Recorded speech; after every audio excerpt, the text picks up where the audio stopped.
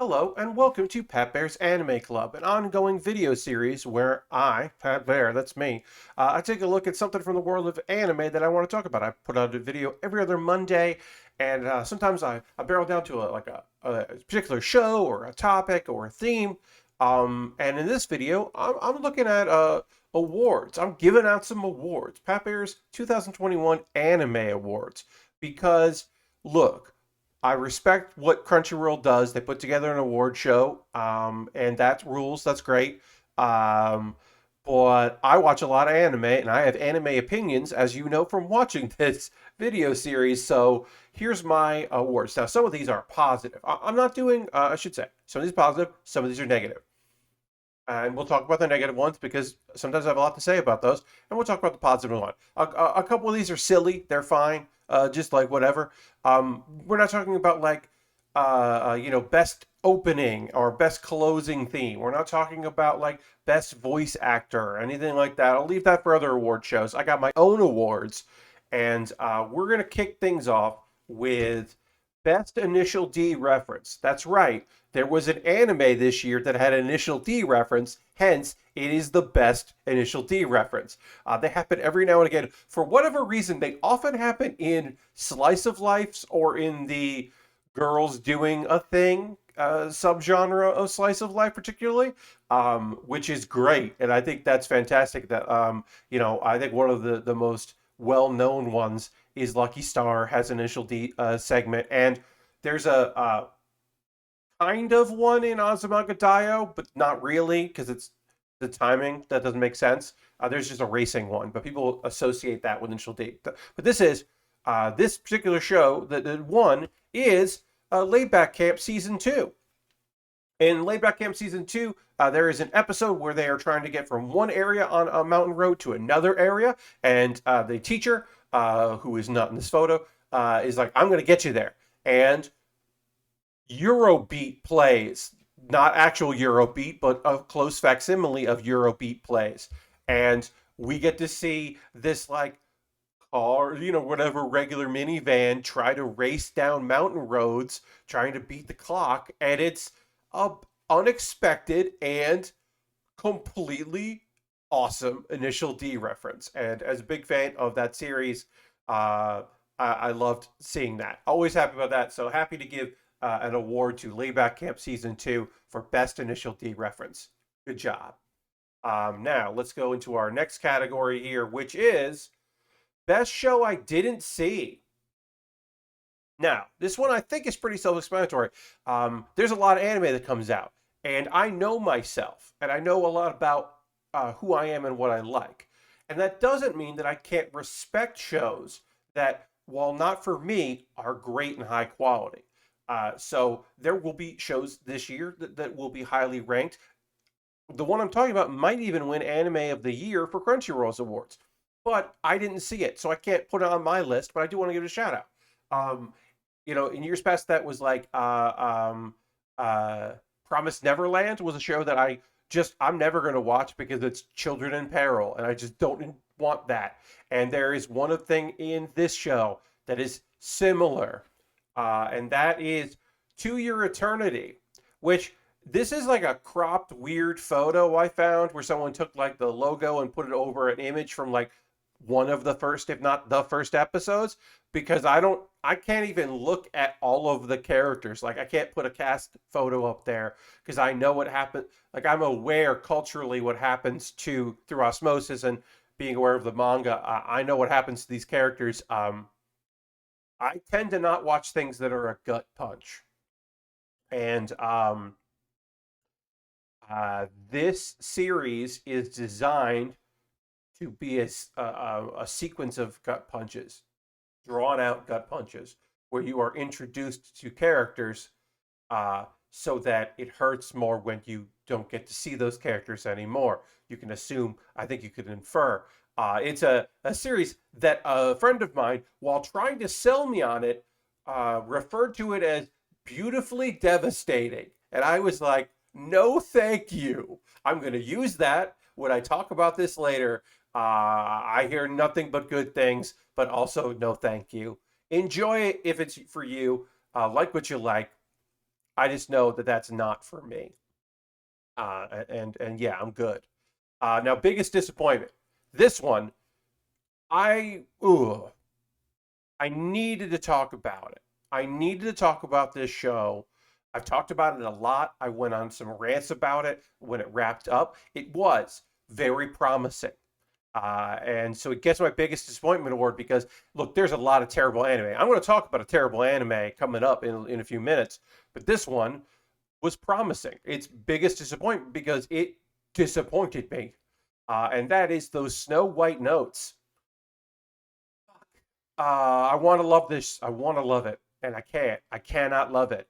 Um, so those Snow White notes is ostensibly the story of a young man who learned the shamisen, which you can see there, from his grandfather. And when his grandfather dies, he is lost. He loses his sound because he was chasing his grandfather's sound. He was trying to be as good as grandfather, who was exceptional. Um, so he leaves his hometown out in the middle of nowhere, moves to Tokyo, just lost, aimless. Brings the shamisen. Maybe he'll play it. Who knows?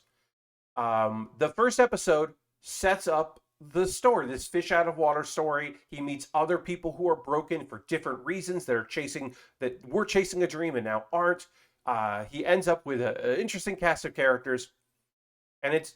I've always, not always. I've said this. It felt like that since it's an adaptation of a manga, that was the pitch for the series, and then notes must have happened. Maybe this is the original manga's intention, but the show isn't about that because after that, our main character is thrust into a different rural suburb town where he goes to school, and he gets involved with other people and forms a shamisen club. And that is a big bulk of the show, which is the worst part of the show. Because while they eventually end up as kind of interesting characters, it takes a very long time before you care about any of the other students and why he's there and why he keeps agreeing to these things. Uh, there's a lot of plot that's fine, and there's a lot of plot that's completely unnecessary, and it's frustrating because it's not what the first episode promised.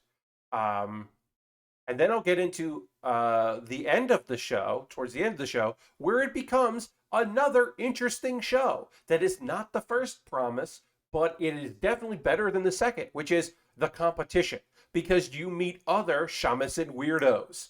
You get characters who are the flashy guy that's looking to shine, the person who's like technically proficient, who is maybe going to make some risks, the person who is some sort of maestro who is there, who ends up wanting to build a friendship. There's like struggle. There's family drama. There's been family drama throughout, but it really rears its ugly head towards the end of it. There's even a girl who uh, wanted our main character to be her rival, and he wasn't interested. This is his first competition. He never competed because that he didn't care about it, and so she was unfulfilled in the rivalry that she wanted to have. It is really cool and great and different and frustrating for its own reasons, but it's not what that was promised at the beginning, and it's not the middle, and it feels like maybe a slower paced manga would feel better to have these like disparate stories because it feels like disparate tales, different kinds of genre within the music anime subgenre. And the thing that's really because I could just write this off, but the music is beautiful. Hey, please go to Crunchyroll Collections, their YouTube channel, and type in those Snow White notes. Listen to the first theme, because the second theme I don't love as much. The first theme is beautiful. Listen to the performances. They're rotoscoped. The hands have been rotoscoped, so you can really feel these animated instruments being played. It's beautiful. The different pieces are incredible. And I'm no expert when it comes to the shamisen, but I know music that hits me, and I know what I like. And there is a lot about that I want to love. And this is not going to be at my top 10 list because it pissed me off too much. But it's still, I don't, the thing is, I don't want a season two. The way season one ends, I don't want any more of these stories. I want an AU that follows along the promise of the pilot. And I'll take that with me for years before I forget about this show. But when somebody says, "Oh, the Snow White Notes," yeah, I really like that. I said, I wanted to love it. Talked a lot about those Snow White Notes. Let's jump to a different category here. Just for me, this one I won't go into as much detail. I'll go into some detail. But this category, I think it's pretty self-explanatory. This is a show that I can't recommend to you. I don't think you should watch it. But I do think it's important for me to watch it because I like what I like. And one of the things I like is isekai, different world anime. And this is Mushoku Tensei Jobless Reincarnation, which is uh, a light novel. Based on the light novel, there's a manga adaptation as well that pushed this modern version of isekai that we know and some love and some don't love. It pushed that forward. It started with a very simple, like Sword Art Online kind of popularized I've talked about this guy before. Sword Art Online popularized a lot of those tropes, even though Sword Art Online is a death game subgenre and not an isekai because it is and it isn't. Um, it's all virtual, but whatever. But it's more to me a survival game anime, a death game anime, if you will. Whereas Jobless Reincarnation feels a little quaint in some places and feels like they've made some changes in others. It moves forward, but it solidified this like kind of the genre of like being reborn and having regrets and wanting to change, but who are you and what are you and having the second chance. And it's beautifully animated. The music is incredible. The magic looks so good. It is clear that money is being spent on this animation and time is being spent on this animation. They broke up instead of being a double two core, it's broken up early in the year and then late in the year. They took their time with these episodes. They worked hard on it. It has loving care. It is a faithful adaptation. But there's a lot of problems with the source material that don't fucking fly. And the biggest one is that Rudius, the main character, sucks. He absolutely sucks as a human. He's a pervert and a garbage person and a troll and just awful. And I don't want him to succeed, but I want all of the minor characters to succeed around him, so he needs to succeed, and I hate him for that. So it's just very frustrating, and a big turnoff. And even for me, a person that says like, "Hey, I think isekai are pretty fun," like I would say, watch the Faraway Paladin from this year over Jobless Reincarnation if you want a kind of another beautifully rendered, but in my opinion, uh, better subject matter. So I think that it's awesome that this got an anime adaptation because, as I said, the light novel helped spur this genre and push forward. And you don't get the other shows that I like, including Faraway Paladin, if this didn't succeed the way it did.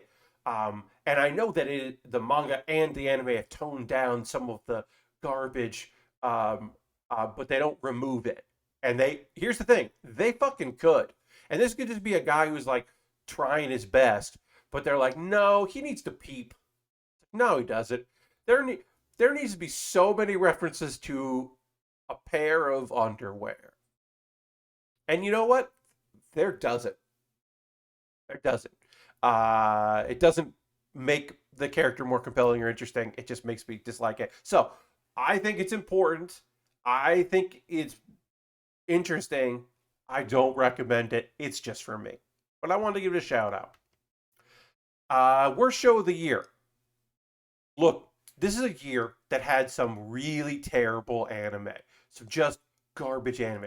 And I'm going to talk about one that is a Crunchyroll original. So congratulations, Gibate. You are now not the worst Crunchyroll original. And it is the worst show of the year. It came out in the beginning of 2021. So it was the winter 2021 season. It started off with just a terrible show. It's everything about it is bad. You probably know what I'm talking about, which is X-Arm.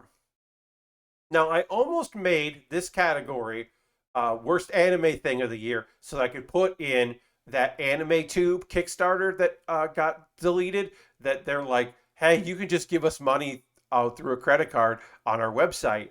We're gonna still do it somehow.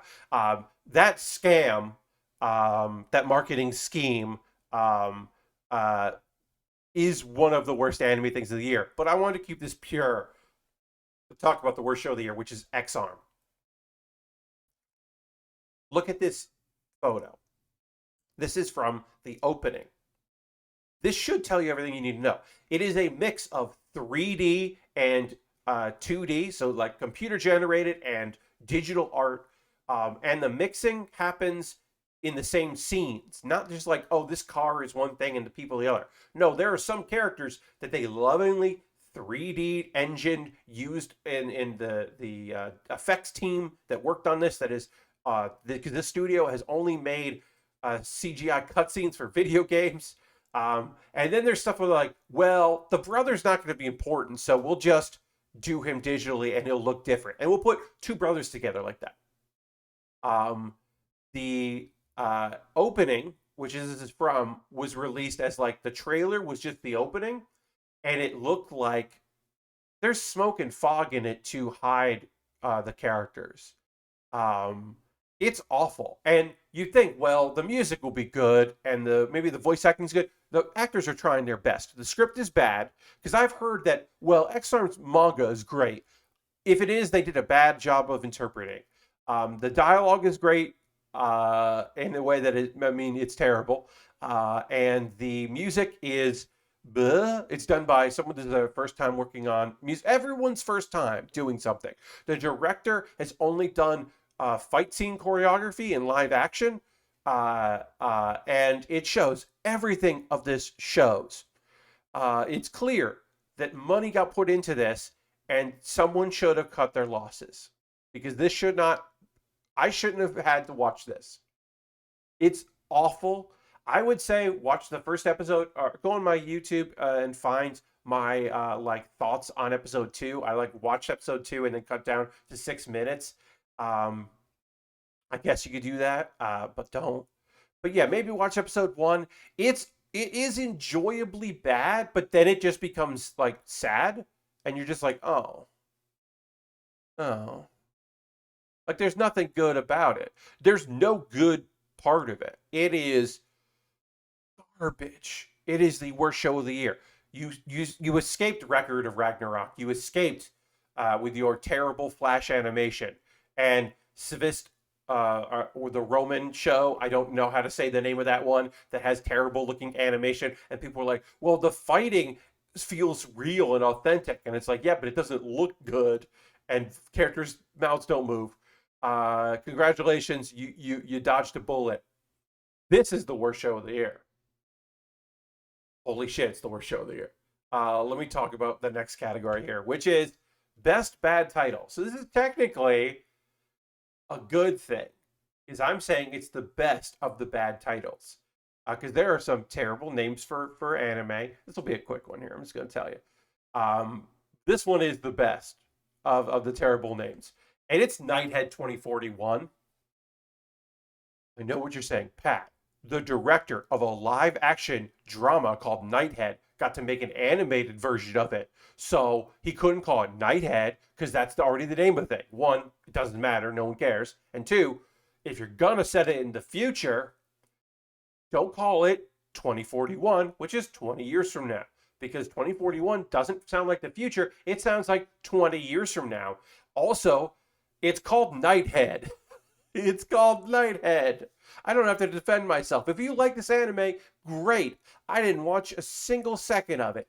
But it's called Nighthead 2041, and that's a terrible fucking name, and I think that's great. And I think our final category here is Best Show of the Year, and I'm not going to tell you. Sorry, shocker. You don't get to know what I think is the best anime of the year right now. You have to wait, because I am going to be talking about my top 10 in the next Pat Bear's Anime Club video. So, it'll be the next one. If you're watching this the day this video was released, it'll be 2 Mondays from now. Just chop the next one, do whatever you need to do there. I might premiere that. I've never done a YouTube premiere. I might premiere that. I don't know. That would be weird to do, but I think that might be fun to do. So maybe I will. Anyway, that'll be my top 10. Have I mentioned one of my top 10s in this list? Maybe. Certainly not worst of the year. I wouldn't put worse than top 10. But anyway, that has been Pat Baer's 2021 Anime Awards. I hope you enjoyed this video. Let me know, what are some shows that you liked? Do you have a better worst name? Do you have a anime that disappointed you that you want to talk about? Let me know in the comments below. You can also, if you want, you can start predicting my top 10. Maybe maybe you can, look, if you've been watching these videos, you watch my wrap-ups, you know what I like this year. Maybe you don't know every single one of them, but you have a pretty good idea of what I enjoyed. Um, but yeah, you can include your thoughts there. I did want to say, I did want to give it a shout out for best bad name. Mov Love Alternative is a great bad name, but also I have insulted the Mov Love community too much in my attempting to say that it's confusing lineage. Apparently, by saying that Mov Love Alternative is taking, by making the third one with no real way of explaining what the other ones are, that's a mistake. Apparently, that's on me. I goofed by saying that. Shouldn't have. So you're fine, Mobile Alternative fans. I didn't give you the worst or the best bad name. It's still Nighthead 2041. Anyway, yeah, let me know what are some of your superlatives? What are your awards? Is there another show that had an Initial D reference that came out this year? Let me know, and I'll talk to you on the next one. Goodbye.